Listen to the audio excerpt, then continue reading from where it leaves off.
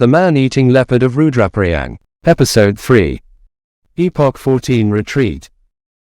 At daybreak next morning we very carefully stalked the kill, and were disappointed to find that the leopard had not returned to it, which we felt sure he would do after his failure to bag one of us the previous evening.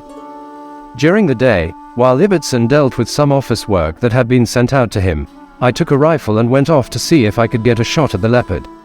Tracking on the hard and pine-needle-covered ground was not possible, so I made for the shoulder of the hill beyond which the villagers had told us there was heavy jungle.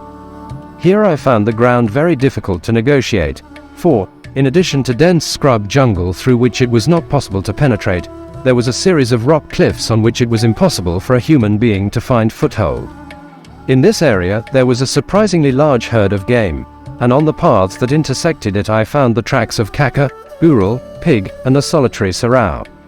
Of the leopard, except for a few old scratch marks, I found no trace. The gin trap that had been sent off from Rudraparyag the previous day arrived while we were having lunch, and in the early evening we took it down to the glade and, after setting it, poisoned the kill with cyanide. I had no experience of poisons, nor had Ibbotson, but in a conversation with a doctor friend before leaving Nainital I had mentioned that government wanted me to try every means to kill the man-eater, and that there was little use in my trying poison, as the records showed that the leopard throve on it. I told him what poisons had hitherto been tried, and he then recommended my using cyanide, which was the best poison for the cat family. I had passed this information on to Ibbotson, and a few days previously a supply had arrived, with capsules with which to use it. We inserted a few of these capsules in the kill at the places where the leopard had eaten. There was every hope of the leopard returning to the kill this second night, and as he had seen us on the tree the previous evening we decided not to sit up, but to leave him to the gun trap and to the poison. In a big pine tree near the footpath we built a macan, which we padded with hay and on which we took up our position after we had eaten the dinner which Ibbotson cooked on the blue flame stove. Here on the comfortable macan we were able to lie at full stretch and talk and smoke, for our only reason for being there was to listen for sounds from the direction of the kill. We watched and slept by turns, hoping to hear the angry roar of the leopard if by accident it walked into the trap, for here there was no well-used track along which to direct the leopard to it. Once during the night a kaka barked, but in the opposite direction to that from which we expected the leopard to come. At the first streak of dawn we climbed out of the tree and, after brewing ourselves a cup of tea, visited the kill, which we found lying just as we had left it. Ibbotson left for Rudraparyag after an early breakfast, and I was packing my things and having a final word with the villagers before starting on my 15-day journey back to Nainital when a party of men arrived to give the news that a cow had been killed by a leopard in a village 4 miles away. They suspected that the cow had been killed by the man-eater, for the previous night, the night the leopard had followed Ibbotson and myself from the tree to the veranda, and towards the small hours of the morning, the leopard had made a determined attempt to break down the door of the headman's house. Late the following evening, the cow had been killed in the jungle 300 yards from this house. At the urgent request of these men I postponed my departure to Nainital and accompanied them back to their village, taking the gin trap and a supply of poison with me. The headman's house was on a little knoll surrounded by cultivated land, and was approached by a footpath which for a short distance ran over soft and boggy ground. Here I found the pug marks of the man-eater. The headman had seen me approaching across the valley and had a steaming dish of tea brewed in fresh milk and sweetened with jaggery waiting for me. While I drank this rich and oversweetened liquid on the courtyard, sitting on a reed couch upholstered with burrel skins, he drew my attention to the condition of the door which 2 nights previously the leopard had attempted to break down, in which attempt it would undoubtedly have succeeded if he had not fortunately had some sawn timber in the house, intended for repairing the roof, which he had used to shore up the door from inside. The headman was old and crippled with rheumatism, so he sent his son to show me the kill while he made room in the house for myself and my men. I found the kill, a young cow in grand condition, lying on a flat bit of ground just above the cattle track, in an ideal position for setting up the gin trap. Its back was against a tangle of wild rose bushes, and its hooves were against a foot-high bank. While eating, the leopard had sat on the bank with its forepaws between the cow's legs. Having dug away the ground between the cow's legs and removed it to a distance, I set the trap where the leopard had placed his paws and covered it over with big green leaves. Then, after sprinkling on a layer of earth, I replaced the dead leaves, bits of dry sticks, and splinters of bone in the exact position between the cow's legs in which I had found them. Not one of 100 human beings going to the kill would have noticed that the ground had in any way been disturbed, and a deadly trap set. My arrangements made to my satisfaction, I retraced my steps. Harrod climbed a tree halfway between the kill and the headman's house, where I would be handy if needed at the trap. Near sundown, a pair of Kalege pheasants and their brood of 5 chicks, which I had been watching for some time, suddenly took alarm and went scuttling down the hill, and a few seconds later a kaka came dashing towards me and, after barking under my tree for a little while, went off up the hill on tiptoe. Nothing happened after that, and when it was getting too dark under the shade of the trees for me to see the sights of my rifle, I slipped off the tree and myself tiptoed away on rubber-shod feet towards the village. 100 yards from the headman's house the track ran across an open glade, some 30 yards long and 20 yards wide. On the upper hillside of the glade was a big rock. As I reached this open ground I felt I was being followed, and, determined to exploit the situation, I left the track and, taking 2 long steps over soft and spongy ground, lay down behind the rock, with only one eye showing in the direction of the kill. For 10 minutes I lay on the wet ground. When daylight had all but gone I regained the path and, taking every precaution, covered the remaining distance to the headman's house. Once during the night, the headman roused me from a sound sleep to tell me he had heard the leopard scratching on the door, and when I opened the door next morning I saw the pug marks of the man-eater in the dust in front of it. These pug marks I followed back to the glade, and found that the leopard had done just what I had done the previous evening. He had left the track where I had crossed the soft ground to the rock and, after regaining the track, had followed me to the house, round which he had walked several times. On leaving the house, the leopard had gone back along the track, and as I followed his pug marks towards the kill my hopes rose high, for up to that time I had not fully realized the degree of cunning that a man-eating leopard can acquire after 8 years of close association with human beings. I left the track and approached from the high ground, and from a little distance away saw that the kill had gone, and that the ground where the trap had been buried was, except for 2 pug marks, undisturbed. Sitting on the foot-high bank, as he had done the first night, the leopard had put both front paws between the cow's legs, but on this occasion he had spread them wide apart and rested them on the buried levers of the trap which, released, would have closed the great jaws. Here, safe from the trap, he had eaten his meal, and when he had done, he skirted round the flat ground and, getting hold of the cow by the head, had dragged it through the rose thorns and rolled it down the hill, where 50 yards lower down it had fetched up against an oak sapling. Content with his night's work, the leopard had then gone along the cattle track, and after following him for a mile I lost his tracks on hard ground. There was no hope of the leopard returning to the kill. However, to salve my conscience for not having done so the previous night, I put a liberal dose of cyanide in the carcass of the cow.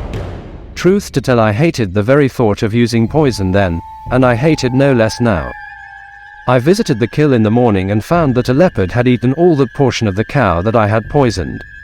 So sure was I that the poison had been eaten by a leopard that had accidentally come across the kill, and not by the man-eater, that on my return to the village I told the headman that I would not stay to recover the leopard, though I would pay 100 rupees to anyone who found it and took its skin to the patwari. A month later the reward was claimed, and the skin of a leopard which had been dead many days was buried by the patwari. It did not take my men long to pack up, and shortly after midday we started on our long journey back to Nainital. As we went down a narrow footpath to the Chatwapapal bridge, a big rat snake leisurely crossed the path, and as I stood and watched it slip away, Madho Singh, who was behind me, said, "There goes the evil spirit that has been responsible for your failure."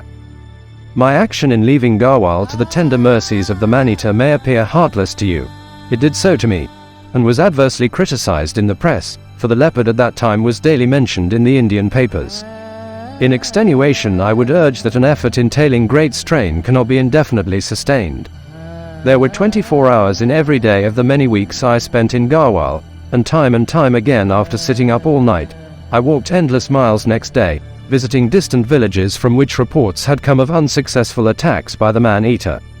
On many moonlit nights, when sitting in an uncomfortable position physical endurance had reached its limit, and when sitting where it would have been easy for the leopard to have got at me, I had no longer been able to keep my eyes open. I had for hours walked the roads which were alone open to me and to the leopard, trying every trick I knew of to outwit my adversary, and the man-eater had, with luck beyond his deserts or with devilish cunning, avoided the bullet that a press of my finger would have sent into him, for on retracing my steps in the morning after these night excursions I had found from the pug marks on the road that I was right in assuming I had been closely followed. To know that one is being followed at night, no matter how bright the moon may be, by a man-eater intent on securing a victim, gives one an inferiority complex that is very unnerving, and that is not mitigated by repetition.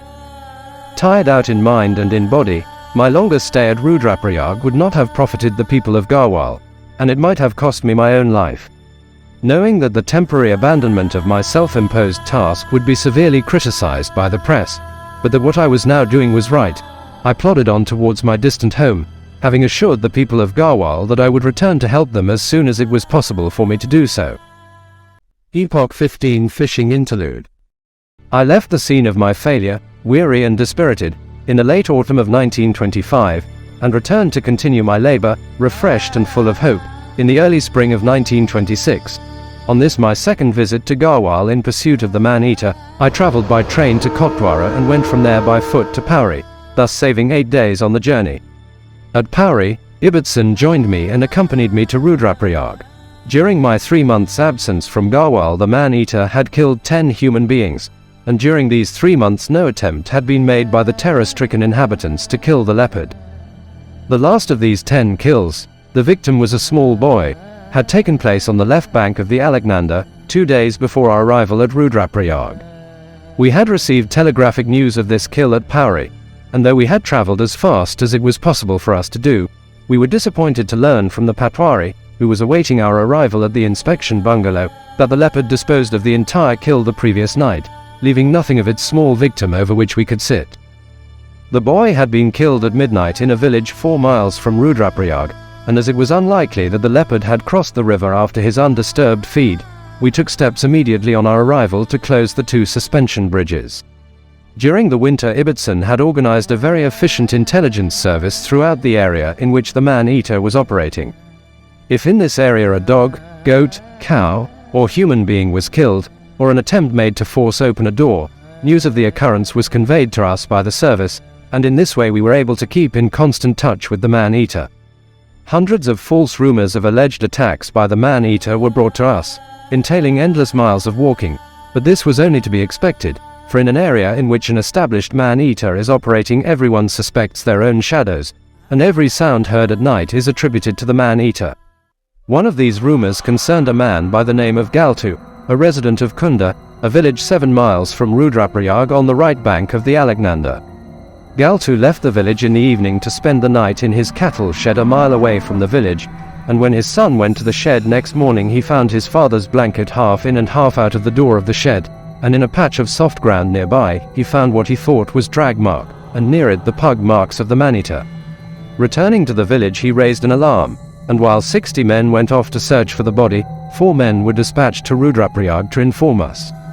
Ijaz and I were beating a hillside on the left bank of the river for the man-eater when the men arrived, and as I was convinced that the leopard was on our side of the river, and that there was no truth in the rumor that Galtu had been killed, Ijaz sent a Patwari back to Kunda with the 4 men, with instructions to make a personal search and report back to us. Next evening we received the Patwari's report, with a sketch of the pug marks in the soft earth near the door of the shed. The report stated that an all-day search of the surrounding country, with 200 men, had not resulted in finding Galtu's remains, and that the search would be continued.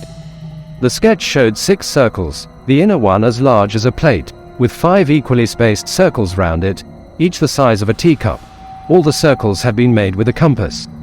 5 days later, and just as Ijaz and I were setting out to sit up on the tower of the bridge, a procession came up to the bungalow led by an irate man who was protesting loudly that he had committed no offense that justified his being arrested and brought to Rudraparyag. The irate man was Galtu. After we had pacified him, he gave us his story. It appeared that just as he was leaving his house on the night he was alleged to have been carried off by the man-eater, his son arrived and informed him that he had paid 100 rupees for a pair of bullocks which Galtu asserted were not worth more than 70 rupees. The wanton waste of good money had so angered him that, after sleeping the night in the cattle shed, he had got up early next morning and gone to a village 10 miles away, where a married daughter of his was living. On his return to his village that morning, he had been arrested by the Patwari, and he wanted to know what crime he had committed that justified his arrest. It was some little time before he saw the humor of the situation, but once having done so, he laughed as heartily as any of the assembled throng at the thought of an important person like a Patwari and 200 of his friends, searching for 5 days for his remains, what time he was cooling off in a village 10 miles away. Ibbotson was averse to lying all night on the wind-swept tower of the Rudraparyag suspension bridge, and as wood and carpenters were available, he had a platform built in the arch of the tower, and on this platform we sat for the 5 nights Ibbotson was able to spend at Rudraprayag. After Ibbotson's departure, the leopard killed 1 dog, 4 goats, and 2 cows. The dog and goats had been eaten out on the nights on which they had been killed, but I sat over each of the cows for 2 nights. On the second night on which I was sitting up over the first cow, the leopard came, but just as I was raising my rifle and preparing to switch on the torch I had provided myself with, a woman in the house adjoining the one I was sitting in thumped on the door preparatory to opening it, and unfortunately frightened the leopard away. No human beings had been killed during this period, but a woman and her baby had been badly mauled. The leopard had forced open the door of the room in which she was sleeping with her baby, and seizing her arm had attempted to drag her out of the room. The woman fortunately was stout of heart, and had not fainted or lost her wits, and after the leopard, dragging her along the floor, had backed out of the room, she shut the door on it, and escaped with a badly lacerated arm and several deep wounds on her breast, while the baby escaped with 1 head wound. I sat in this room for the following 2 nights, but the leopard did not return. I was returning one day towards the latter end of March, after visiting a village on the Kedarnath pilgrim route, when, as I approached a spot where the road runs close alongside the Mandakini River, and where there is a waterfall 10 to 12 feet high, I saw a number of men sitting on the rock at the head of the fall on the far side of the river, armed with a triangular net attached to a long bamboo pole. The roar of the water prevented conversation, so leaving the road I sat down on the rocks on my side of the fall, to have a rest and a smoke, for I had walked for that day, and to see what the men were doing. Presently one of the men got to his feet, and as he pointed down excitedly into the foaming white water at the foot of the fall, 2 of his companions manning the long pole held the triangular net close to the fall. A large shoal of mahseer fish, varying in size from 5 to 50 pounds, were attempting to leap the fall. One of these fish, about 10 pounds in weight, leapt clear of the fall and when falling back was expertly caught in the net. After the fish had been extracted and placed in a basket, the net was again held out close to the fall. I watched the sport for about an hour, during which time the men caught 4 fish, all about the same size, 10 pounds. On my previous visit to Rudraprayag I had been informed by the chowkidar in charge of the inspection bungalow that there was good fishing in the spring, before the snow water came down, in both the Alaknanda and Mandakini rivers, so I had come armed on this my second visit with a 14-foot split cane salmon rod, a silex reel with 250 yards of line, a few stout traces, and an assortment of homemade brass spoons varying in size from 1 to 2 inches. The following morning, as no news had come in of the man-eater, I set off for the waterfall with my rod and tackle. No fish were leaping the fall as they had been doing the previous day, and the men on the far side of the river were sitting in a group round a small fire smoking a hookah which was passing from hand to hand. They watched me with interest. Below the waterfall was a pool 30 to 40 yards wide, flanked on both sides by a wall of rock, and about 200 yards long, 100 yards of which was visible from where I stood at the head of the pool. The water in this beautiful and imposing pool was crystal clear. The rock face at the head of the pool rose sheer up out of the water to a height of 12 feet, and after keeping at this height for 20 yards, sloped gradually upwards to a height of 100 feet. It was not possible to get down to water level anywhere on my side of the pool, nor would it be possible, or profitable, to follow a fish, assuming that I hooked one, along the bank, for at the top of the high ground there were trees and bushes, and at the tail of the pool the river cascaded down in a foaming torrent to its junction with the Alaknanda. To land a fish in this pool would be a difficult and a hazardous task, but the crossing of that bridge could be deferred until the fish had been hooked, and I had not yet put together my rod. On my side of the pool the water, shot through with millions of small bubbles, was deep, and from about halfway across a shingle bottom was showing, over which 4 to 6 feet of water was flowing. Above this shingle bottom, every stone and pebble of which was visible in the clear water, a number of fish, ranging in size from 3 to 10 pounds, were slowly moving upstream. As I watched these fish, standing on the rocks 12 feet above the water with a 2-inch spoon mounted with a single strong treble hook in my hand. A flight of fingerlings flashed out of the deep water and went skimming over the shingle bottom, hotly pursued by 3 big mahseer. Using the good salmon rod as friend Hardy had never intended that it should be used, and as it had been used on many previous occasions, I slung the spoon out, and in my eagerness overestimated the distance, with the result that the spoon struck the rock on the far side of the pool, about 2 feet above the water. The falling of the spoon into the water coincided with the arrival of the fingerlings at the rock, and the spoon had hardly touched the water when it was taken by the leading mahseer. Striking with a long line from an elevated position entails a very heavy strain, but my good rod stood the strain, and the strong treble hook was firmly fixed in the mahseer's mouth. For a moment or two the fish did not appear to realize what had happened as, standing perpendicularly in the water with his white belly towards me, he shook his head from side to side, and then, possibly frightened by the dangling spoon striking against his head, he gave a mighty splash and went tearing downstream, scattering in all directions the smaller fish that were lying on the shingle bottom. In his first run the mahseer ripped 100 yards of line off the reel, and after a moment's check carried on for another 50 yards. There was plenty of line still on the reel, but the fish had now gone round the bend and was getting dangerously near the tail of the pool. Alternately easing and tightening the strain on the line, I eventually succeeded in turning his head upstream, and having done so, very gently pulled him round the bend, into the 100 yards of water I was overlooking. Just below me a projection of rock had formed a backwater, and into this backwater the fish, after half an hour's game fight, permitted himself to be drawn. I had now very definitely reached my bridge and had just regretfully decided that, as there was no way of crossing it, the fish would have to be cut adrift, when a shadow fell across the rock beside me. Peering over the rock into the backwater, the new arrival remarked that it was a very big fish, and in the same breath asked what I was going to do about it. When I told him that it would not be possible to draw the fish up the face of the rock, and that therefore the only thing to do was to cut it free, he said, "Wait, Sahib, I will fetch my brother." His brother, a long and lanky stripling with dancing eyes, had quite evidently been cleaning out a cowshed when summoned, so telling him to go upstream and wash himself lest he should slip on the smooth rock, I held counsel with the elder man. Starting from where we were standing, a crack, a few inches wide, ran irregularly down the face of the rock, ending a foot above the water in a ledge some 6 inches wide. The plan we finally agreed on was that the stripling, who presently returned with his arms and legs glistening with water, should go down to the ledge, while the elder brother went down the crack far enough to get hold of the stripling's left hand, while I lay on the rock holding the elder brother's other hand. Before embarking on the plan I asked the brothers whether they knew how to handle a fish and whether they could swim, and received the laughing answer that they had handled fish and swum in the river from childhood. The snag in the plan was that I could not hold the rod and at the same time make a link in the chain. However, some risk had to be taken, so I put the rod down and held the line in my hand, and when the brothers had taken up position I sprawled on the rock and, reaching down, got hold of the elder brother's hand. Then very gently I drew the fish towards the rock, holding the line alternately with my left hand and with my teeth. There was no question that the stripling knew how to handle a fish, for before the fish had touched the rock, he had inserted his thumb into one side of the gills and his fingers into the other, getting a firm grip on the fish's throat. Up to this point the fish had been quite amenable, but on having its throat seized, it lashed out, and for seconds it appeared that the 3 of us would go headlong into the river.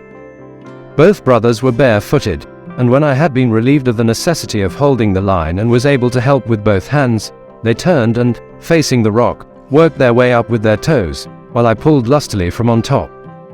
When the fish at last had been safely landed, I asked the brothers if they ate fish, and on receiving their eager answer that they most certainly did, when they could get any, I told them I would give them the fish we had just landed, a mahseer in grand condition weighing a little over 30 pounds, if they would help me to land another fish for my men. To this they very readily agreed. The treble had bitten deep into the leathery underlip of the mahseer, and as I cut it out, the brothers watched interestedly. When the hook was free, they asked if they might have a look at it. 3 hooks in one, such a thing had never been seen in their village. The bit of bent brass of course acted as a sinker. With what were the hooks baited? Why should fish want to eat brass? And was it really brass, or some kind of hardened bait? When the spoon, and the trace with its 3 swivels, had been commented on and marveled at, I made the brothers sit down and watch while I set about catching the second fish.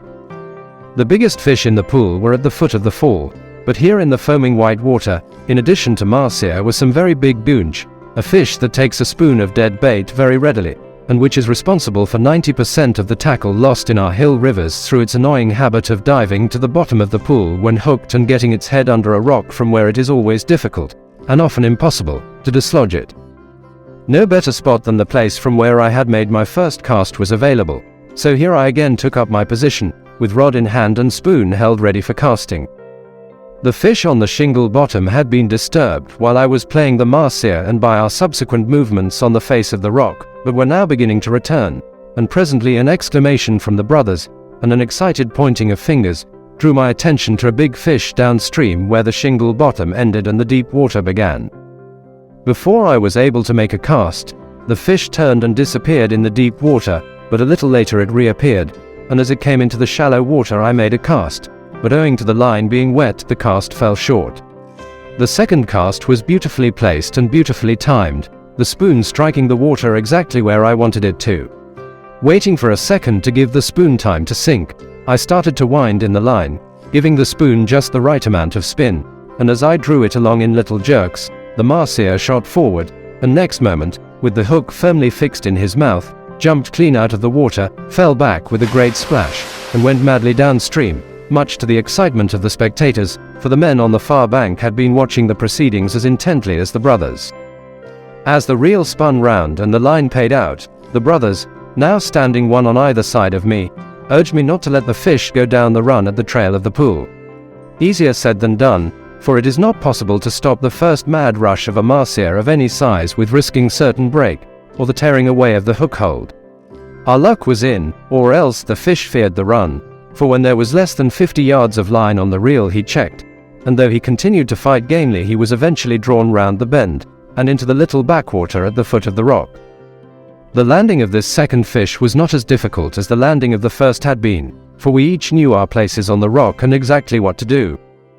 Both fish were the same length, but the second was a little heavier than the first, and while the elder brother set off in triumph for his village with his fish carried over his shoulder, threaded on a grass cable he had made, the stripling begged to be allowed to accompany me back to the inspection bungalow, and to carry both my fish and my rod. Having in the days of long ago been a boy myself, and having had a brother who fished, there was no need for the stripling when making his request to have said, "If you will let me carry both the fish and the rod, and will walk a little distance behind me, Sahib, all the people who see me on the road, and in the bazaar, will think that I have caught this great fish, the like of which they have never seen." Epoch 16 Death of a Goat. Ibbotson returned from Powery on the last day of March, and the following morning, while we were having breakfast, we received a report that a leopard had called very persistently the previous night near a village to the northwest of Rudraparyag, about a mile from the place where we had killed the leopard in the gin trap. Half a mile to the north of the village, and on the shoulder of the great mountain, there was a considerable area of rough and broken ground where there were enormous rocks and caves, and deep holes in which the locals said their forefathers had quarried copper. Over the whole of this area, there was scrub jungle, heavy in some places and light in others, extending down the hillside to within half a mile of the terraced fields above the village. I had long suspected that the man-eater used this ground as a hideout when he was in the vicinity of Rudraparyag, and I had frequently climbed to a commanding position above the broken ground in the hope of finding him basking on the rocks in the early morning sun, for leopards are very fond of doing this in a cold climate, and it is a very common way of shooting them, for all that is needed is a little patience and accuracy of aim.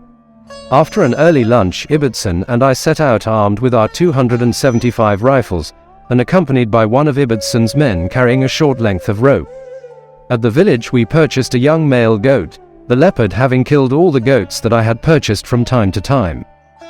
From the village, a rough goat track ran straight up the hill to the edge of the broken ground, where it turned left, and after running across the face of the hill for 100 yards carried on round the shoulder of the mountain. The track where it ran across the hill was bordered on the upper side by scattered bushes, and on the steep lower side by short grass. Having tied the goat to a peg firmly driven into the ground at the bend in the track, about 10 yards below the scrub jungle, we went down the hill for 150 yards to where there were some big rocks, behind which we concealed ourselves.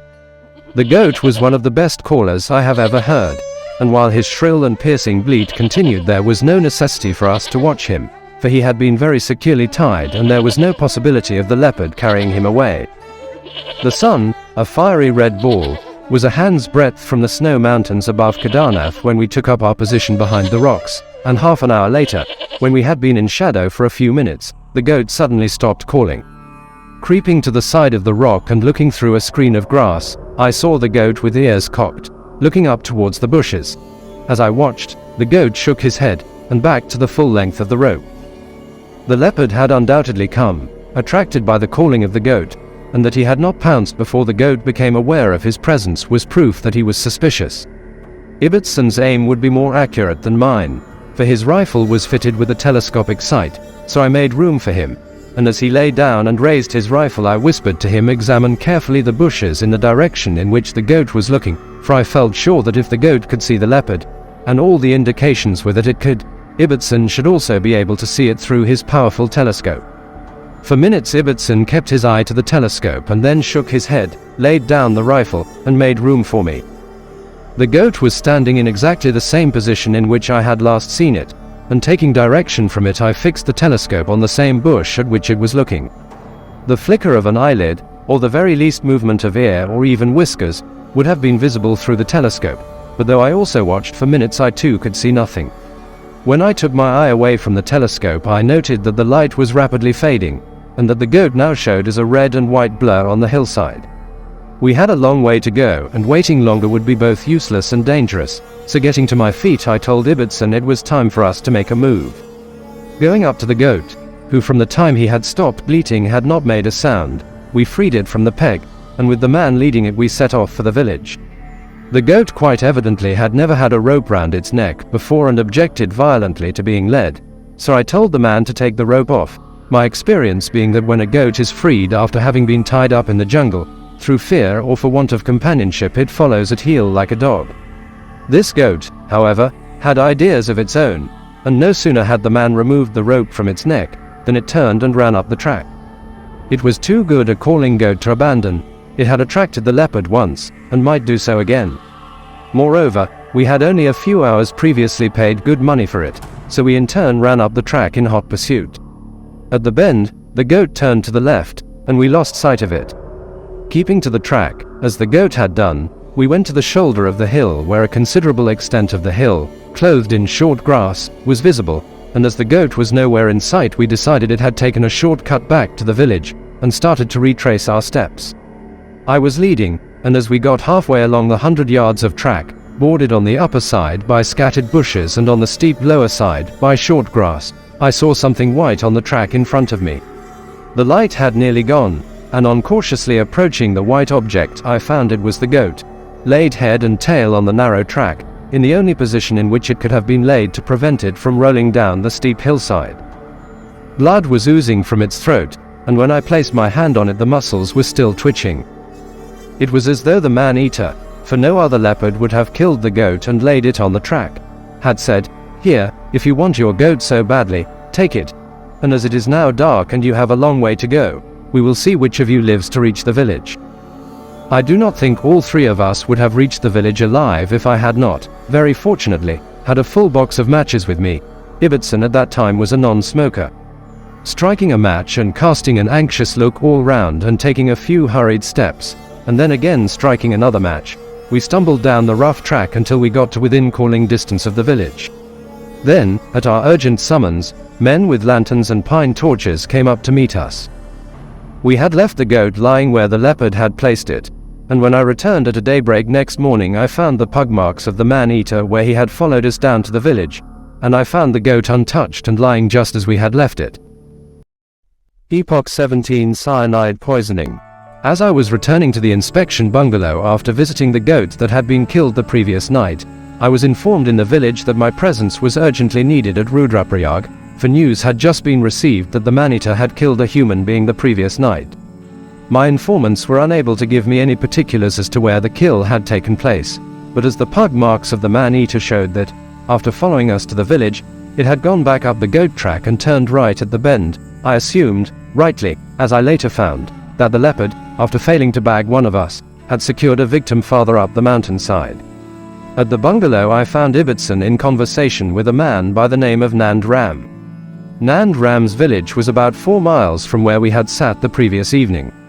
Half a mile above this village and on the far side of a deep ravine, a man of the depressed class, named Goria, had cleared a small area of forest land and built himself a house in which he lived with his mother, wife, and 3 children.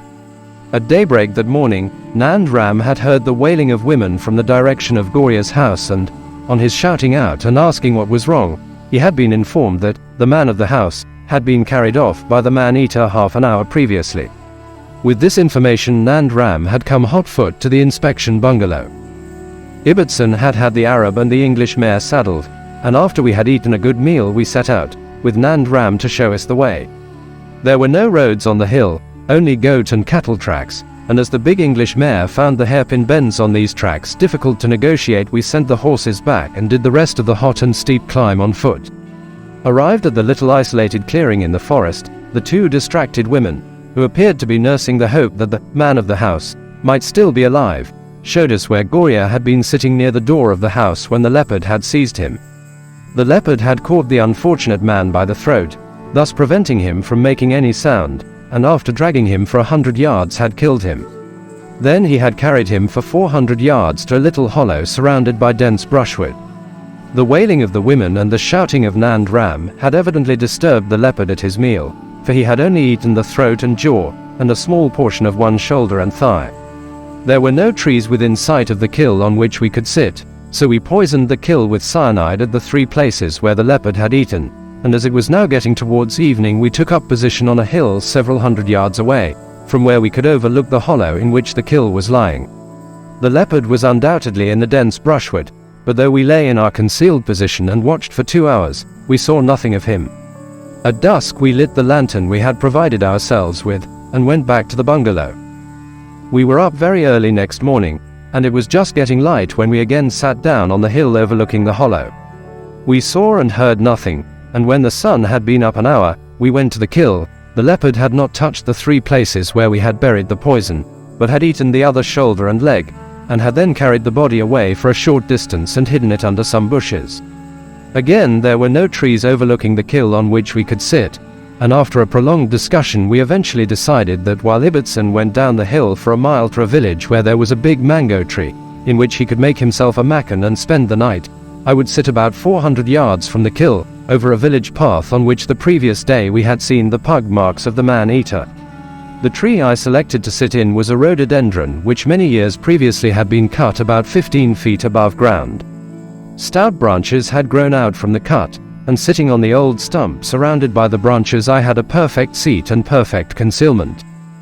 Facing me was a steep well-wooded hill with a dense undergrowth of bracken and dwarf bamboo. Running across the face of the hill east and west was a well-used footpath. The rhododendron tree was growing about 10 feet below this footpath. From my seat in the tree I had an uninterrupted view of a length of about 10 yards of the path, which to my left crossed a ravine and carried on at the same level on the far side, and to my right, and some 300 yards farther on, passed a little below the bushes where the kill was lying. There was no water in the ravine where the path crossed it, but 30 yards lower down and immediately below, and 3 or 4 yards from the root of my tree, there were several small pools, the start of a little spring which lower down became a stream providing drinking water to the villages and irrigation for their crops. The 10 yards of path of which I had an uninterrupted view was joined at right angles by a path coming down the hill from the house 300 yards above me where Goria had been killed. 30 yards up this path there was a bend, and from this point a small depression ran down to the lower path. The points where the depression started on the upper path and ended on the lower were not in my view. There was no need for a torch, for it was a brilliant moonlit night, and if the leopard came along the level path or down the path from the house, as its pug marks showed it had done the previous day, I should get an easy shot at a range of from 20 to 40 feet. I had gone down the hill a short distance with Ibbotson, and then a little before sunset had taken up my position on the tree. A few minutes later 3 kalege pheasants, a cock and 2 hens, came down the hill, and after drinking at the spring went back the way they had come. On both occasions they had passed under my tree, and that they had not seen me was proof that my hide was a good one.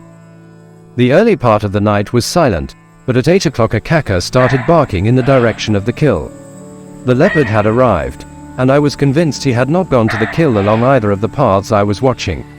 After barking for a minute, the kaka stopped, and thereafter the night was again silent up to 10 o'clock, when the kaka again barked. The leopard had been at the kill for 2 hours, sufficient time for him to have had a good meal, and for him to have poisoned himself several times over.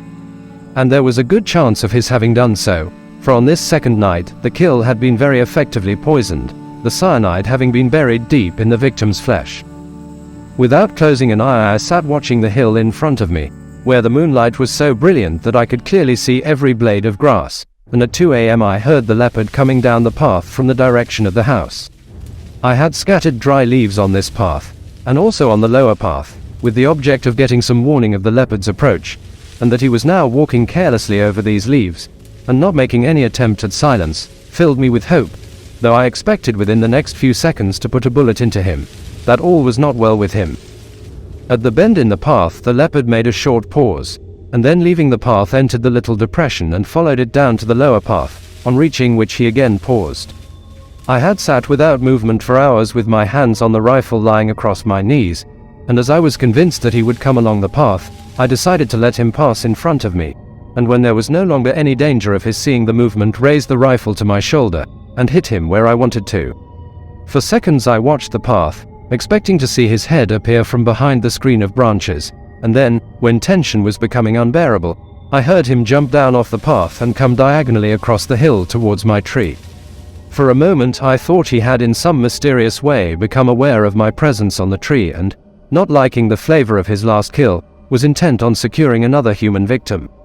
His object, however, in leaving the path was not to try to get at me but to take a short cut down to the spring, for he passed the foot of the tree without a pause, and next second I heard him eagerly and noisily lapping water. From the leopard's behavior on the hill, and from the way he was now drinking, I was convinced he had poisoned himself, but not having had any previous experience of the effect of cyanide, I did not know how long the poison would take to act. For 10 minutes after the leopard had stopped drinking, and just as I was beginning to hope that he had died at the spring, I heard him going up the hill on the far side of the ravine, all sounds ceasing when he regained the path which carried on round the shoulder of the hill. At no time, either when the leopard was coming down the path, coming down the depression, coming across the hill to the foot of my tree, when drinking, or going up the hill on the far side of the ravine, had I seen him, for either by accident or intent he had kept under cover to which not a glint of moonlight had penetrated. There was now no hope of my getting a shot, but this was not of much account if the poison was as potent as the doctor in Naini Tal had claimed that it was. I sat on for the rest of the night, watching the path and listening for sounds. At daylight Ibbotson returned, and while we brewed ourselves a very welcome cup of tea, I told him of the night's happenings. On visiting the kill we found that the leopard had eaten the leg from which he had taken a small portion 2 nights previously, and in which we had buried a full dose of poison, and that he had in addition eaten 2 other doses of poison, one from the left shoulder and the other from the back. It was now necessary to make a search for the leopard, and for this purpose the Patwari, who had returned with Ibbotson, set off to collect men. At about midday the Patwari returned with 200 men, and with these we made a line and beat the whole side of the hill in the direction in which the leopard had gone. Half a mile from where the leopard had quenched his thirst, and in the direct line in which I had heard him going away, there were some big rocks at the foot of which there was a cave extending far into the hill, with an opening large enough to admit a leopard. Near the mouth of this cave, the leopard had scratched up the ground, and rid himself of his victim's toes, which he had swallowed whole. Willing hands brought loose stones from the hillside, and when we left the cave we had sealed it beyond all possibility of any leopard that might be lurking in it escaping. Next morning I returned with a roll of 1-inch wire netting and a number of iron tent pegs, and, after removing the stones, very effectively wired up the mouth of the cave. Thereafter, for the following 10 days I visited the cave morning and evening, and as during this period no news of the man-eater came in from any village on the left bank of the Alexander, my hopes each day grew stronger that on my next visit I would surely get some indication that the leopard had died in the cave. On the 10th morning, when I returned from my visit to the cave, where I had found the netting undisturbed, Ibbotson greeted me with the news that a woman had been killed the previous night in a village 5 miles away, and about a mile above the Rudraparyag Badrinath pilgrim road. Quite evidently cyanide was not the right poison for an animal that had the reputation of thriving on, and being stimulated by, arsenic and strychnine. That the leopard had eaten the cyanide there could be no doubt whatever, nor was there any doubt that he had entered the cave, for his hairs were adhering to the rock where his back had come in contact with it when entering the cave. An overdose might account for the poison not having had the desired effect, and a second opening somewhere farther up the hill might account for his escape from the cave.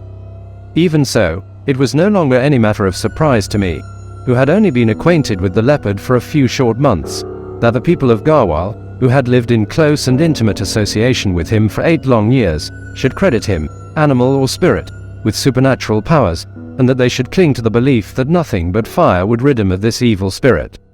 To be continued.